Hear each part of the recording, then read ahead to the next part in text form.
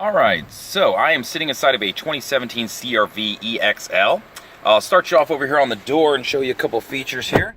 It's going to have power windows, auto up and down on your driver and passenger side, auto window locks. I've got door locks right here. Next above that, I've got my mirrors where I can affect that with my pad right here. Over here on the door, you're going to notice a few things. I do have memory seating. This comes in the EXL and above models. To where I'd want to set it, just press, it'll flash, get your seat ready, and then set it to whatever one you want. So with that said, you will notice right down here, I do have a powered seat. It's 10-way powered, so back, forth, up, down, my seat back, and then my my lower back settings. Over here on the dash, works with my collision mitigated braking system as far as turning it on and off.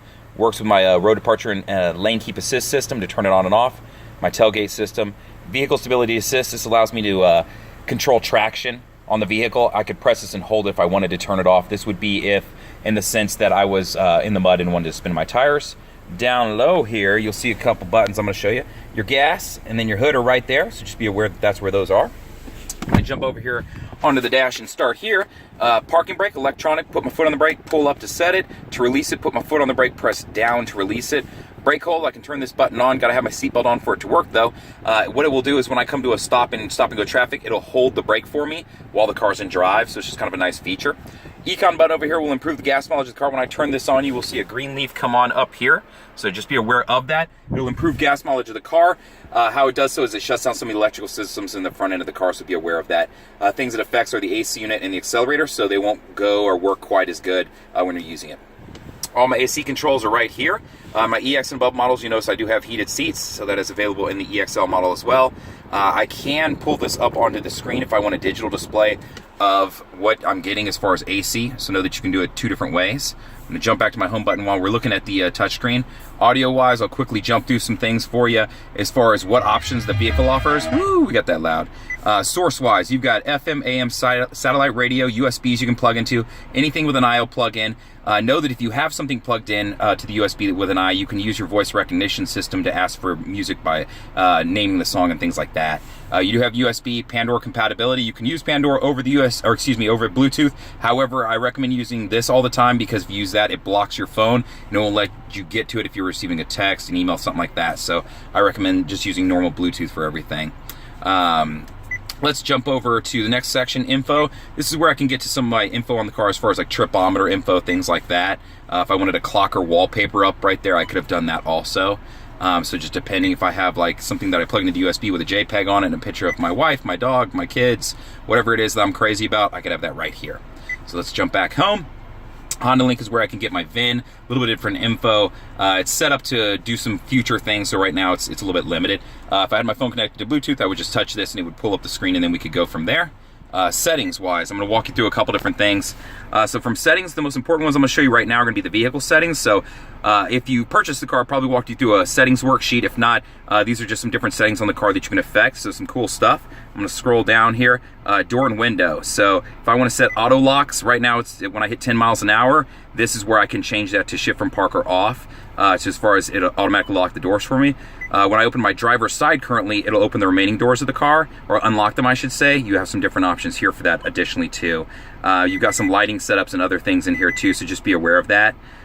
So look around, see what you like. Know that you can change anything in the car from right here. It's kind of nice to know that. If I wanted to add a phone to the system as far as connecting up to Bluetooth, right here in the settings, go to Bluetooth Wi-Fi, go to Bluetooth device list, go to add a phone, and then it'll ask you to turn on your Bluetooth and get you ready. So that's how you do that also. So just a couple quick things to walk you through there. If you connect it up to the USB and you have an iPhone, it's where you get to Apple CarPlay. If you had an Android phone, that would be where you would get to that. You got to download the app if you're using Android. Be careful which cords you use for this, guys, because it is picky about that. You don't want the cheap gas station cord. Go get yourself a nice cord. The car does have a volume control knob, so nice to know.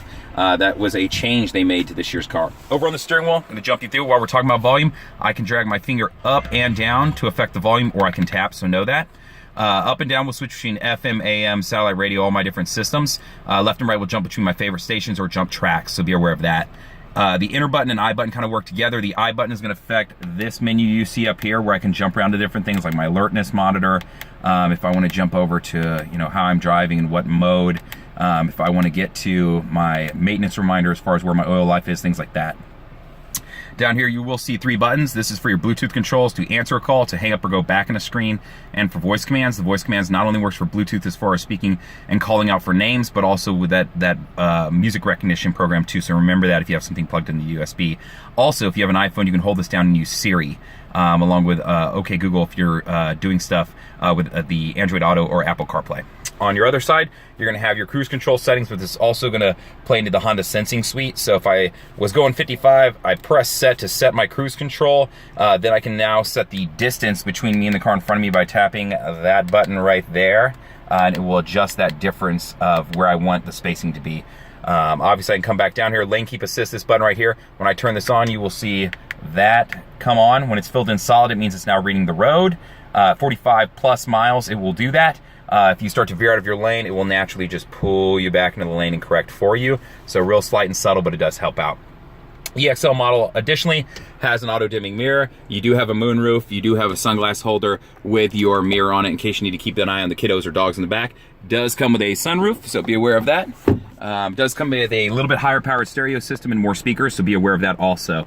And then it is leather interior, so you can see right now I'm sitting in something with a gray interior. My center console, I'll just show you this really quickly. First, it's sliding. I can slide it back and forth. It opens up. I have a sliding shelf. This shelf is also removable, and I can slide it. So I can put it in there if I wanted to put a purse in there, if I wanted to put a box of tissues, things like that. And then down in here, you'll see that I also have my USB with the phone, which is the one you connect up for Apple CarPlay and Android Auto, another one for plugging in and charging, and then an additional power outlet. I have one here and one right up on the dash. So that is the general rundown of the Honda CRV EXL. If you have any questions, feel free to reach out to me via YouTube video. You can call me at 512-443-4300, or you can always reach out to me, well, however you'd like. You can email me at jfuller@howdyhonda.com. Thank you much.